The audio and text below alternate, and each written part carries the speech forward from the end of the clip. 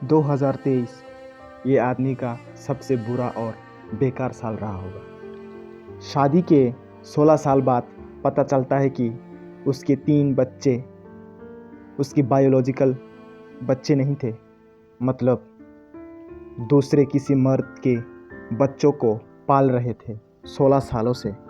Recently China के शेंगराओ city Jiangxi province में chain जीसियान नाम के आदमी को 16 साल के बाद अपने तीनों बेटियों का डीएनए टेस्ट करने पर पता चलता है कि तीनों की तीनों ही उसकी बच्चे नहीं थे। 2022 में सोशल मीडिया पर यह कहानी आने के बाद पूरे चाइना में ये केस लोगों को 2 ग्रुप में बांट देता है। मिस्टर चैन और उसकी वाइफ मिस यू का 2007 में शादी होता है। 2008 में मिस यू हुआ अपने पहले बच्चे को जन्म देता है और ऐसा ही साल गुजर जाते हैं और मिस यू का 3 बेटी पैदा होती है। उसका पति मिस्टर चैन ट्रक ड्राइवर का काम करता था, तो ज़्यादातर समय मिस्टर चैन का ट्रक में ही खाना और सोना होता था।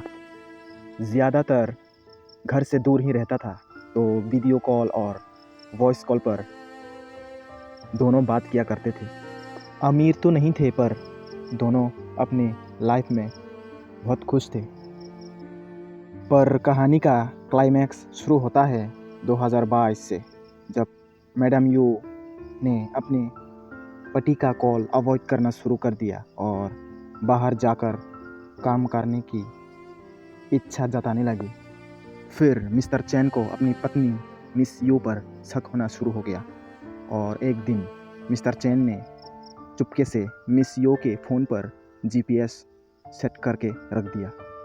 मिस यू का लोकेशन ट्रैक करके फॉलो करा और देखा कि मिस यू किसी और मर्द के साथ होटल में चेक इन कर रहे होते हैं। तो फिर मिस्टर चैन मिस यू का सुबह तक इंतज़ार करता है और देखता है कि किसी दूसरे मर्द के साथ होटल से चेक आउट कर रहे होते हैं।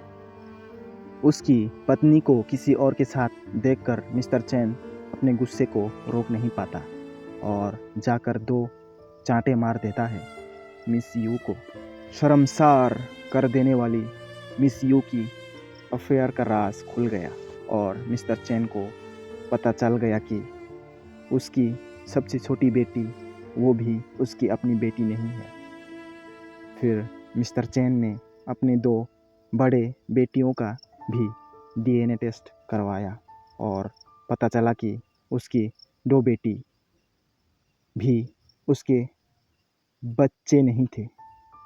दिमाग चकरा देने वाला सच सामने आया। मिस्टर चैन का बुरी तरह से दिल टूट गया और उसकी पत्नी भी अचानक गायब हो गई। तो मिस्टर चैन ने जस्टिस के लिए कोर्ट में केस किया और सोशल मीडिया में मदद की गुहार लगाई। मिस्टर चैन ने हार नहीं मानी और अतुल सुभाष सर की तरह आत्महत्या करने का फैसला नहीं किया। और वहाँ अपने इंडिया के जैसे तो नहीं होता कि प्रेमी के साथ मिलकर अपने पति को ही मार दिया। कम से कम चाइना में ऐसा तो नहीं होता।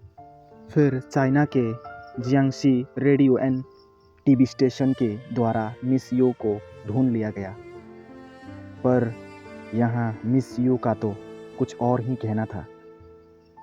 मिस यू ने तो डीएनए रिपोर्ट को मानने से ही इनकार कर दिया और अपने पति पर ही चिल्ला पड़ी, ये सब करने के लिए उसकी बच्ची के साथ। फ़ोन कॉल इंटरव्यू पर बड़ी ही बेशर्मी से बोली, मुझे नहीं लगता कि मैंने चीटिंग किया है। क्या खून का रिश्ता ही इतना ज़रूरी होता है? क्या बांझ दंपति भी बच्चों को गोद नहीं लेते? अरे यार, कितनी पागल औरत है। अगर बच्चे ही चाहिए होते तो ऑर्फन में जाके किसी बच्चे को एडॉप्ट कर लेता। ये हर जगह मुंह मारने की क्या ज़रूरत थी गैर मर्द के साथ।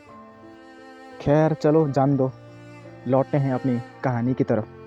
पर ये औरत यहाँ तक नहीं रुकी और चिढ़ते हुए आवाज़ में अपने पति के बारे में बोला, बांझ है वो, पिछले 10 साल से हम साथ में रहते हैं, पर वो तो मुझे बच्चे नहीं दे पाया अभी तक, बोलकर अपने पति को ही चिढ़ाने लगता है।